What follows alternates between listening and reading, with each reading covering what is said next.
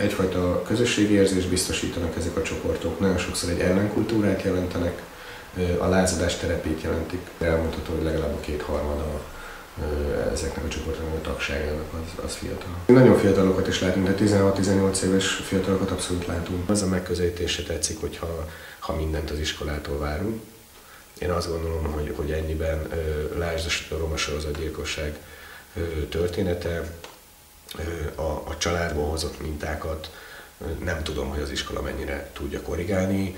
Más kérdésre azt gondolom, hogy pedagógus meg egyébként azért kapja a fizetését, hogy legalább megpróbálja. Bőven tehet az iskola arról, hogy a gyerekekkel mi történik. Vagy rosszul közelíti meg, vagy megijednek a tanárok, félnek, tabuként kezelik a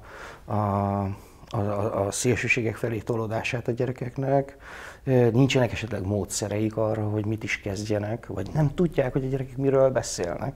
Az iskola sokat tehet azért, hogy a gyerek hogyan él a gondolataival, hogyan foglalkozik azzal, ami egyébként a fiatalokat is foglalkoztatja. Mit gondol azokról a dolgokról, amelyek a társadalom számára fontosak. És számos olyan eset van az iskolában, amikor félremegy a legjobb szándékú vita is. Nem kell minden gyereket megváltoztatni, szerintem nem is lehet, de vitatkozni velük lehet. A sztereotípiákról jól lehet vitatkozni. Az a baj, amikor a sötétségben csak a sztereotípiák tapadnak meg, és ezeknek az oldása csak a világossággal következik. Tehát minél több információt kapnak a gyerekek, minél inkább rávilágítanak arra, hogy több van a helyzetben, mint az a fekete-fehér igen, nem, amiben ők gondolkodnak, annak inkább hallamosak végig gondolni.